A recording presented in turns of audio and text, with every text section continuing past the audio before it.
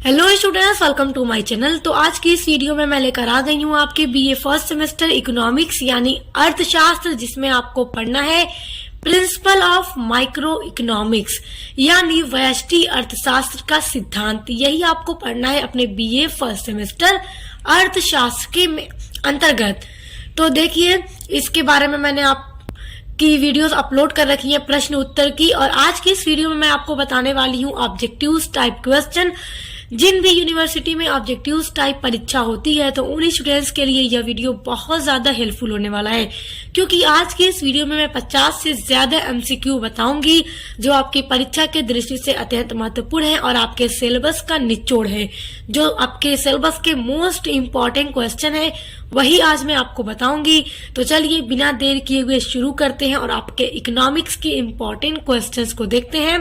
चलिए, तो देखिए, आपका पहला इम्पोर्टेंट क्वेश्चन है, निम्नलिखित में से कौन सा व्यष्टि अर्थशास्त्र का अंग नहीं है? व्यष्टि अर्थशास्त्र।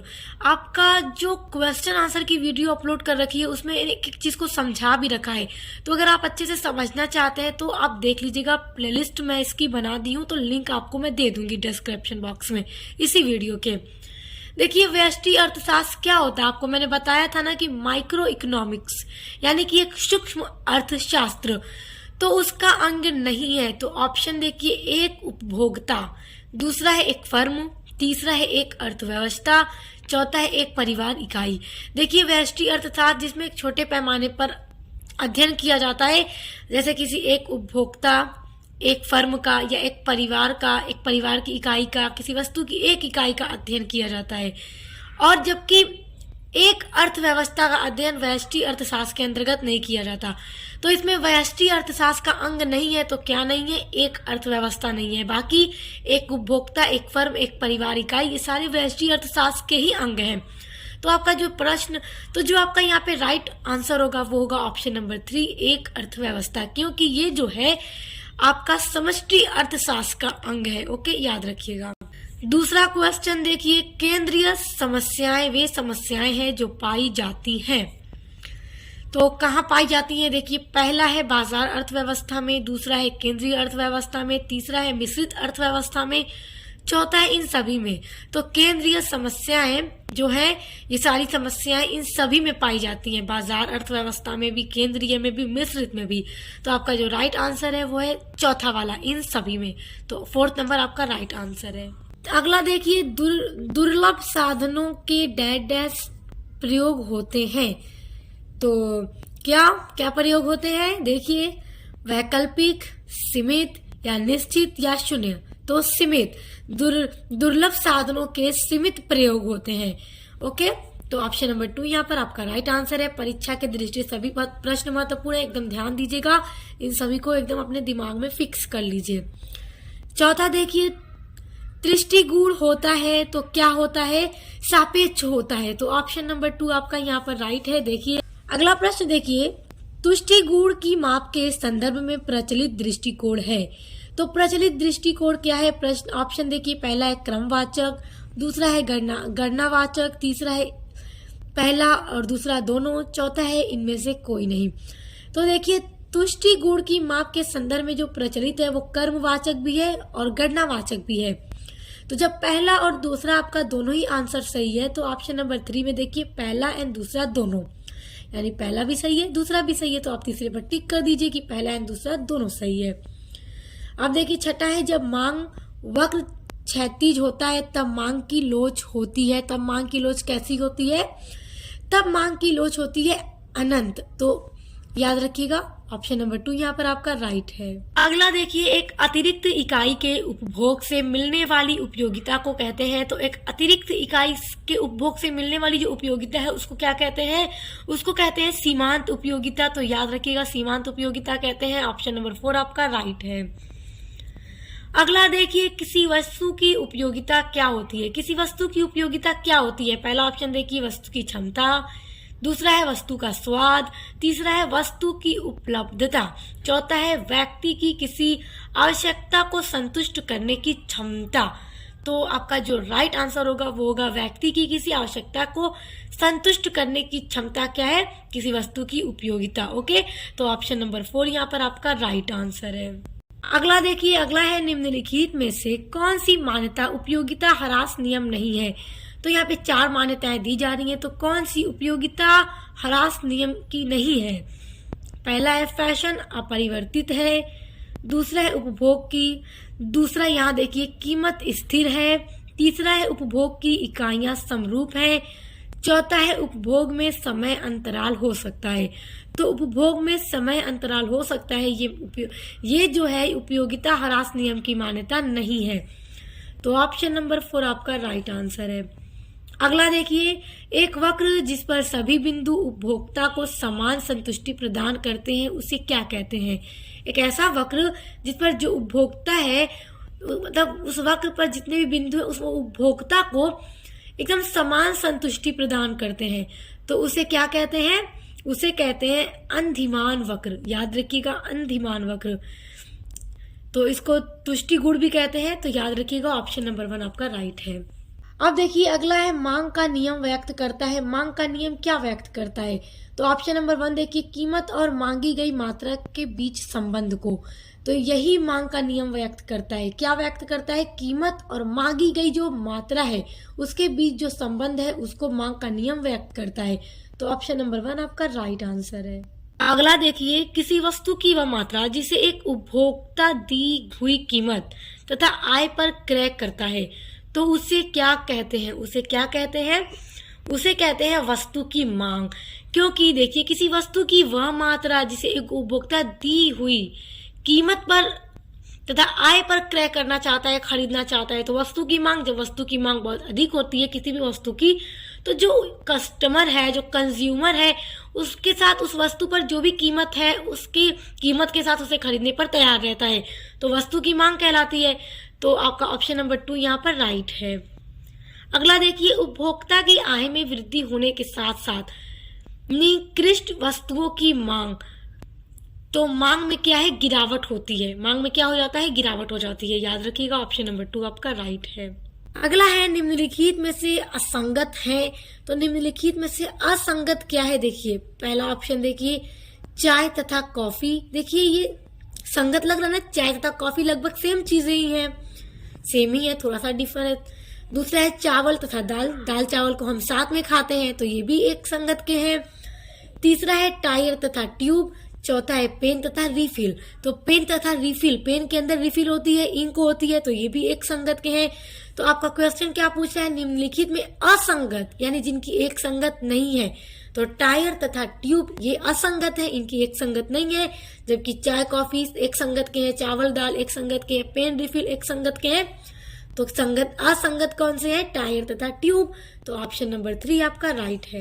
अगला आपका क्वेश्चन है मांग का नियम लागू होता है। तो मांग का नियम किस पर लागू होता है, देखिए अन्य बातों के समान रहने पर। दूसरा है उपभोक्ता की आदत बदल जाने पर। तीसरा है उपभोक्ता की रुचि बदल जाने पर। चौथा है फैशन बदल जाने पर। तो मांग का नियम किस पर लागू होता है, अन्य बातों के समान रहने पर। तो ऑप्शन नंबर 1 आपका राइट है। अगला आप देखिए, अगला आपका प्रश्न क्या कह रहा है, निम्नलिखित में कौन सा कथन सत्य है। तो अब कौन सा कथन सत्य है, पहले पढ़िए, 4 कथन दिए गए हैं, पढ़िए। मांग का नियम एक मात्रात्मक कथन है। दूसरा है मांग का नियम एक गुणात्मक कथन है। तीसरा है मांग का नियम विलासिता की वस्तुओं पर लागू नहीं होता। चौथा है मांग का नियम आरामदायक वस्तुओं पर लागू नहीं होता। तो यहाँ पे कौन सा कथन आपको सही लग रहा है, दूसरा वाला देखिए मांग का नियम एक गुणात्मक कथन है, ये वाला राइट है। तो याद रखिएगा ऑप्शन नंबर 2 आपका राइट आंसर है। अगला देखिए, ये सारे प्रश्न बहुत ध्यान से देखिएगा, मोस्ट इंपॉर्टेंट है परीक्षा की दृष्टि से। तो देखिए क्या क्वेश्चन आपका कह रहा है, विलासिता की वस्तुओं की मांग की कीमत लोच होती है। तो मांग की कीमत लोच होती है, देखिए पहला आपका ऑप्शन है इकाई से अधिक, दूसरा है इकाई से कम, तीसरा है शून्य, चौथा है अनंत। तो इकाई से अधिक होती है, याद रखिएगा इकाई से अधिक होती है। तो ऑप्शन नंबर 1 आपका राइट है। अगला है, यदि किसी वस्तु की मांग रेखा क्षैतिज अक्ष के समानांतर हो तो उस वस्तु की कीमत लोच होगी। तो उस वस्तु की कीमत लोच होगी, कैसी होगी, पूर्णतः लोचदार होगी। याद रखिएगा ऑप्शन नंबर 2 आपका राइट है। अगला प्रश्न देखिए, उत्पादन फलन क्या है? उत्पादन फलन क्या है? ऑप्शन देखिए, पहला ऑप्शन आपका कह रहा है उत्पादन प्रक्रिया, दूसरा ऑप्शन है किसी फर्म का उत्पादन ढांचा, तीसरा है उत्पादन की योजना, चौथा है आगतों तथा निर्गतों के बीच एक तकनीकी संबंध। तो उत्पादन फलन क्या है? आगतों तथा निर्गतों के बीच एक तकनीकी संबंध है। तो ऑप्शन नंबर 4 आपका राइट है। अगला देखिए, अल्पकाल में उत्पादन के कितने साधन स्थिर होते हैं? बड़े महत्वपूर्ण प्रश्न है। देखिए, बड़ा महत्वपूर्ण प्रश्न है। अल्पकाल में उत्पादन के कितने साधन स्थिर हैं? तो कम से कम एक। ऑप्शन नंबर 3 यहाँ पर आपका राइट है, कम से कम एक साधन स्थिर होते हैं। अगला प्रश्न देखिए, यदि कृषि कला में उन्नति न की जाए, जो कृषि कला है उसमें उन्नति न की जाए अगर, तो नियम लागू होता है। तो कैसा नियम लागू होता है?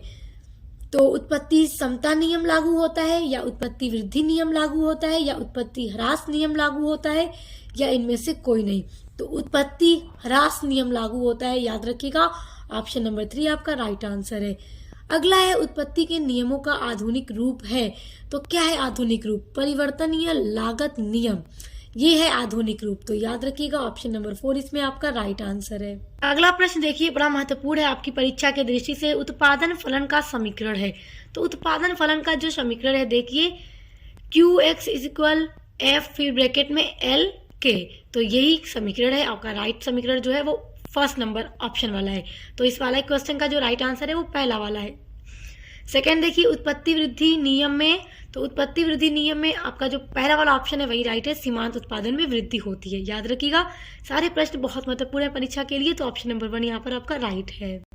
अगला देखिए, ह्रासमान प्रतिफल नियम के अंतर्गत सीमांत उत्पादन होता है। तो कितना क्या होता है? कितना होता है? पहला है 0, दूसरा है ऋणात्मक, तीसरा है घटता हुआ, चौथा है बढ़ता हुआ।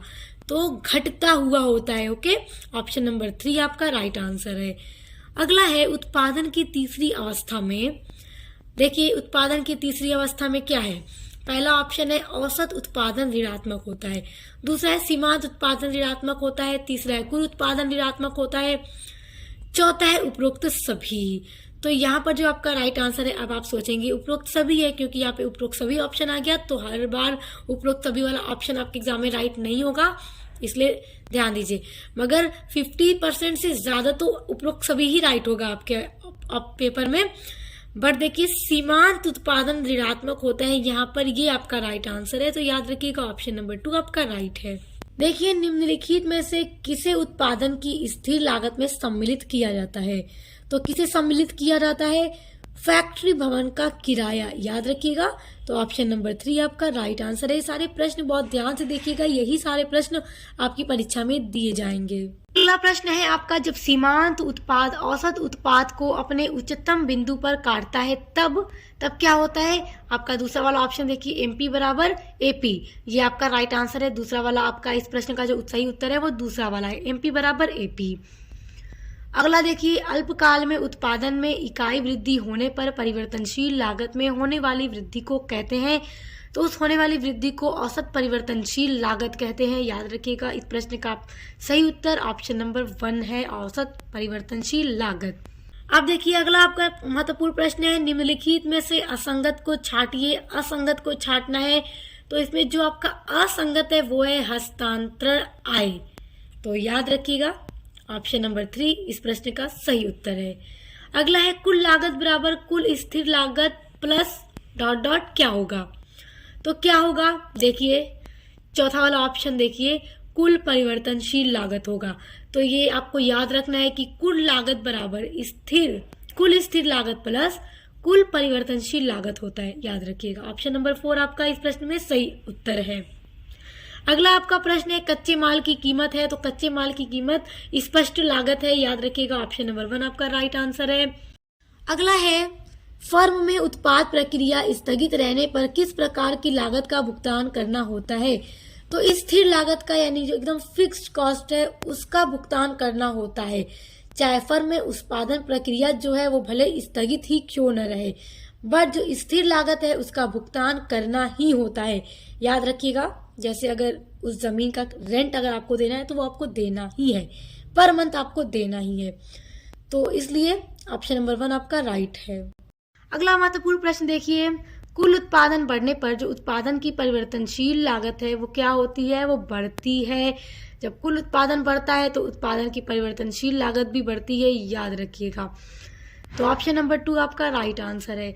अगला देखिए, जब औसत लागत न्यूनतम होती है तब सीमांत लागत होती है। तो क्या होती है? तब औसत लागत के बराबर होती है जो सीमांत लागत होती है, याद रखिएगा। ऑप्शन नंबर 3 आपका राइट है। ये जो महासंग्राम क्लास है आज की आपके ऑब्जेक्टिव्स मॉडल पेपर की बहुत इंपॉर्टेंट है आपके एग्जाम के लिए, तो एकदम एक एक प्रश्न को आप याद रखिएगा। अगला प्रश्न देखिए, जब सीमांत लागत घटती है, ध्यान दीजिएगा, अब यहाँ पे आपका प्रश्न पूछ रहा है जब सीमांत लागत घटती है तो औसत लागत कैसी होती है, कितनी होती है? तो औसत लागत तब क्या होता है? तेजी से गिरती है। तो ऑप्शन नंबर 2 यहाँ पर आपका राइट आंसर है। अगला देखिए, एक फर्म उस समय संतुलन में होती है जब उसकी सीमांत लागत क्या होती है? सीमांत आगत में से अधिक होती है, या सीमांत आगम से कम होती है, या सीमांत आगम के बराबर होती है, उपरोक्त में से कोई नहीं। तो एक फर्म उस समय संतुलन में होती है जब सीमांत लागत आगम के बराबर होती है, याद रखिएगा। ऑप्शन नंबर 3 यहाँ पर आपका राइट आंसर है। अगला देखिए, किस बाजार में औसत राजस्व एवं सीमांत राजस्व सदैव बराबर होते हैं? किस बाजार में? तो पूर्ण प्रतियोगी जो बाजार होती है जिसमें प्रतिस्पर्धा बहुत अधिक होती है, उस तरह के बाजार में। तो ऑप्शन नंबर 2 यहाँ पर आपका राइट है। अगला प्रश्न देखिए, औसत लागत वक्र को सीमांत लागत वक्र सदैव उसके पर काटता है। किस पर काटता है? न्यूनतम बिंदु पर काटता है। क्या औसत लागत वक्र जो है सीमांत लागत वक्र को सदैव उसके न्यूनतम बिंदु पर काटता है? तो याद रखिएगा, ऑप्शन नंबर 1 आपका राइट है। अगला देखिए, फर्म के संतुलन हेतु आवश्यक शर्त होती है। तो फर्म के संतुलन के लिए कौन सी शर्त आवश्यक होती है? सीमांत आय बराबर सीमांत लागत आवश्यक होती है। तो ऑप्शन नंबर 2 आपका राइट है। अब अगला है, फर्म के संतुलन की आवश्यक दशा है। फर्म के संतुलन की आवश्यक दशा क्या है? तो सीमांत लागत बराबर सीमांत आगम, ये आवश्यक दशा है। तो ऑप्शन नंबर 1 यहाँ पर आपका राइट है। ये सारे प्रश्न आपकी परीक्षा में जरूर दिए जाएंगे, इसलिए इनको याद रखिएगा, बहुत इंपॉर्टेंट है। आप चाहे तो स्क्रीनशॉट कर लीजिए। अगला प्रश्न देखिए आपका है, बाजार का तत्व या विशेषता है। तो बाजार का तत्व क्या है या बाजार की विशेषता क्या है? तो पहला है क्षेत्र, ये भी बाजार की एक विशेषता है। दूसरा है एक वस्तु, ये भी बाजार की विशेषता है क्योंकि उसमें वस्तु जरूर होगी, बिकेगी जरूर। तीसरा है क्रेता विक्रेता, क्योंकि बाजार में दुकानें होती हैं, मार्केट्स होती है, और उन शॉप के अंदर शॉपकीपर है, बेचने वाला है, विक्रेता है, सेलर है, परचेजर है, जो हम खरीदते हैं बाजार में जाके वस्तुओं को, सामान को। तो क्षेत्र भी जरूरी है, जगह जरूरी है, वस्तुएं जरूरी हैं, माल जरूरी है, और परचेजर सेलर जरूरी है। तो ये सारी चीजें ही बाजार के एक तत्व हैं। तो ये सभी आपका राइट आंसर है। तो ऑप्शन नंबर 4 आपका राइट है। देखिए अगला है, पूर्ण प्रतियोगिता में फर्म का औसत आगम वक्र होता है। तो पूर्ण प्रतियोगिता में फर्म का जो औसत आगम वक्र है वो कैसा होता है? तो एक्स अक्ष के समांतर होता है, याद रखिएगा। ऑप्शन नंबर 1 आपका राइट है। स्टूडेंट्स, इसके अलावा अगर आप अपने BA फर्स्ट सेमेस्टर में इंग्लिश लिटरेचर पढ़ते हो, सोशियोलॉजी पढ़ते हो, या फिजिकल जियोग्राफी पढ़ते हो, या एजुकेशन पढ़ते हो, या पॉलिटिकल साइंस पढ़ते हो, हिस्ट्री पढ़ते हो, कोई भी सब्जेक्ट आप पढ़ते हो, तो उसके लिए भी चैनल पर विजिट कीजिएगा। सभी सब्जेक्ट की क्लास चैनल पे कराई जा रही है, सभी आपके पूरा सिलेबस कंप्लीट कराया जा रहा है, और लगातार मॉडल पेपर की वीडियोस भी अपलोड की जा रही हैं। तो चैनल पे विजिट कीजिए, पसंद आया तो सब्सक्राइब करके बेल आइकन को प्रेस कर लीजिए। आइए अब आगे आपके क्वेश्चंस को देखते हैं। अगला क्वेश्चन देखिए, बिक्री के आधार पर बाजारों में सम्मिलित नहीं है। तो बिक्री के आधार पर बाजार में क्या सम्मिलित नहीं है? तो फुटकर बाजार सम्मिलित नहीं है, याद रखिएगा। ऑप्शन नंबर 3 आपका राइट है। अगला देखिए, समान कीमत किस बाजार की विशेषता है? समान कीमत किस बाजार की विशेषता है? तो आदर्श प्रतिस्पर्धा, याद रखिएगा। ऑप्शन नंबर 2 आपका राइट है। अगला देखिए, निम्नलिखित में से कौन सा पूर्ण प्रतियोगिता का लक्षण नहीं है? तो पूर्ण प्रतियोगिता का लक्षण निम्नलिखित में से कौन सा नहीं है? देखिए आपका ऑप्शन है क्रेताओं की अधिक संख्या, दूसरा है समरूप वस्तु, तीसरा है कीमत विभेद, चौथा है विक्रेताओं की अधिक संख्या। तो यहाँ पे जो आपका ऑप्शन जो राइट है वो है कीमत विभेद, ये पूर्ण प्रतियोगिता का लक्षण नहीं है। तो ऑप्शन नंबर 3 आपका राइट है। अगला देखिए, निम्नलिखित में से कौन सी आदर्श प्रतिस्पर्धा की विशेषता नहीं है? अब यहाँ पे आपका क्वेश्चन पूछ रहा है कि आदर्श प्रतिस्पर्धा की विशेषता यहाँ पर कौन नहीं है? तो कौन सी नहीं है? देखिए, पहला ऑप्शन क्या कह रहा है? क्रेताओं की अत्यधिक संख्या, दूसरा है अकेला विक्रेता, तीसरा है समरूप वस्तु, चौथा है फर्मों का स्वतंत्र प्रवेश। तो देखिए, निम्नलिखित में से कौन सा आदर्श प्रतिस्पर्धा की विशेषता नहीं है? तो अकेला विक्रेता जब होगा तो वहां पे कंपटीशन कैसे होगा? मार्केट में देखते हैं ना कितना ज्यादा कंपटीशन होता है रेट की वजह से। अगर कंपटीशन ज्यादा बढ़ता है तो लोग अपने वस्तु का रेट थोड़ा कम कर देते हैं, हमारा ज्यादा सेल हो। इस तरह की प्रतिस्पर्धा हमें मार्केट में बहुत ज्यादा देखने को मिलती है। यहाँ पे जो आपका राइट आंसर है वो है आपका ऑप्शन नंबर 2। अब देखिए, अगला आपका प्रश्न है, आदर्श प्रतिस्पर्धा की स्थिति में किसी वस्तु की कीमत का निर्धारण कौन करता है? तो कौन करता है? उद्योग करता है। ऑप्शन नंबर 2 आपका राइट है। अगला है, बाजार कीमत संबंधित है। तो बाजार कीमत किससे संबंधित है? अति अल्पकाल से संबंधित है। तो ऑप्शन नंबर 3 आपका राइट है। आप देखिए, अगला आपका प्रश्न है, न्यूनतम कीमत का तात्पर्य कौन सी कीमत से है? तो न्यूनतम कीमत का तात्पर्य है सबसे न्यून कीमत, सबसे कम कीमत से। तो ऑप्शन नंबर 1 आपका राइट है। बहुत महत्वपूर्ण प्रश्न है, ध्यान दीजिए। अगला प्रश्न भी आपका बहुत महत्वपूर्ण है। आपका प्रश्न कह रहा है कि अतिरिक्त आपूर्ति की स्थिति में बाजार कीमत घटती है। याद रखिएगा, अतिरिक्त आपूर्ति की जब स्थिति होती है तो बाजार कीमत घटती है। तो याद रखिएगा, ऑप्शन नंबर 1 आपका राइट है। अगला आपका क्वेश्चन कह रहा है, किसी वस्तु की संतुलन कीमत निर्धारित होती है जब उसकी मांग बराबर पूर्ति हो। ओके, आपका राइट आंसर है कि मांग बराबर पूर्ति। तो ऑप्शन नंबर 3 यहाँ पर आपका राइट आंसर है। अगला है, एक बाजार उस समय संतुलन की अवस्था में होता है जब वस्तु की मांग। अच्छा, बाजार जो है किस समय संतुलन की अवस्था में होता है? जब वस्तु की मांग कैसी होती है? देखिए, पहला ऑप्शन है वस्तु की आपूर्ति से कम हो, दूसरा है वस्तु की आपूर्ति से अधिक हो, या वस्तु की आपूर्ति के बराबर हो, या वस्तु की आपूर्ति से असंबद्ध हो।